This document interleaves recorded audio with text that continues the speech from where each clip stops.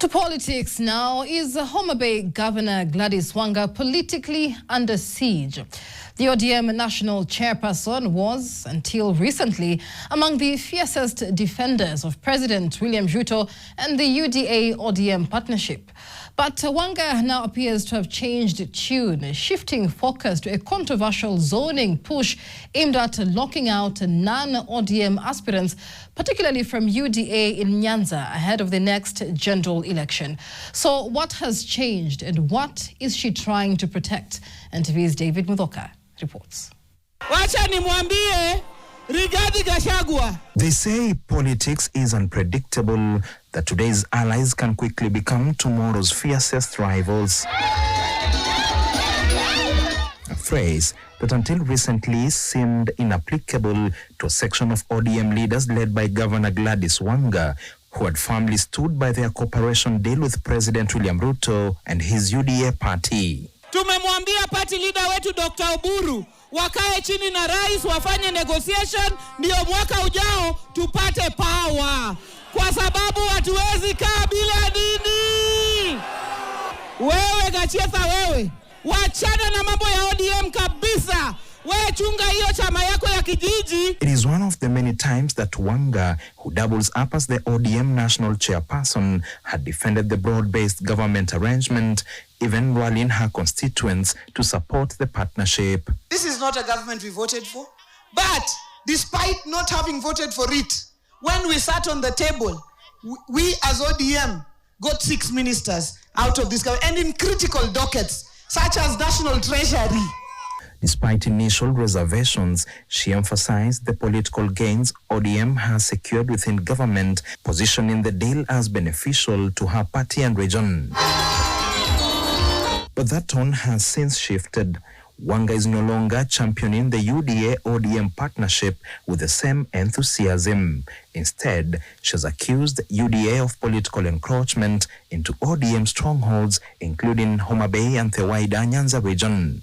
Now, she's among a growing faction within ODM, pushing for zoning, a strategy aimed at restricting electoral contests in the region to ODM candidates. This is what our party leader left us.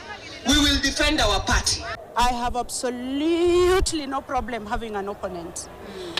But for the sake of a better arrangement and for the sake of strengthening parties, our strength is in our numbers. I want to assure our people that there is absolutely nothing wrong with this thing called zoning. And we are not ready to cede those positions which we already have. The push raises critical questions. Why is Wanga now resisting competition, even from an allied party? What has triggered the sudden change of heart? And what political realities could she be responding to? We will defend our people, we'll defend our areas, we will make sure that our parliamentary strength is not reduced even by an inch. Is this a defensive strategy, one aimed at shielding ODM leaders from a political surge of UDA-backed challengers? Or does it point to deeper concerns about performance, voter sentiment, and the risk of losing ground in what has long been considered an ODM stronghold? This Homa Bay County and this entire region is an ODM zone. It is an ODM zone. And the next time I see what I saw at the funeral of Koyo, where my party leader is seated and some people have come there shouting, "UDA, we will not agree, we will not accept, it will not happen." But beneath the headline stands, political pressure appears to be mounting. Her former deputy, Oyugi Magwanga, is once again eyeing the Homa Bay gubernatorial seat.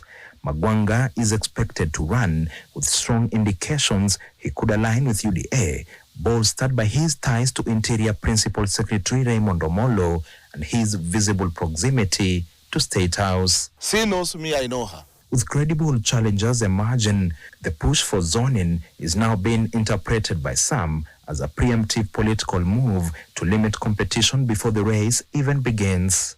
We will protect ODM with our lives. We will protect our party leader with our lives. We will protect it with whatever it takes. Yeah. And if you want to dare us, I will tell you today, bring it on. At her peak, Wanga's political stock appeared to be rising fast, so much so that conversations quietly emerged, linking her to a possible deputy president slot, fueled in part by this statement from President William Ruto 2 years ago.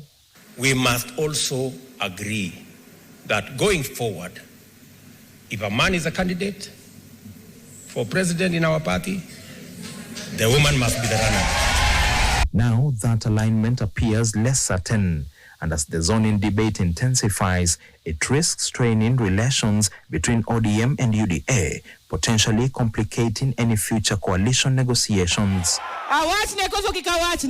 David Muthoka, NTV. Achana na mambo ya ODM.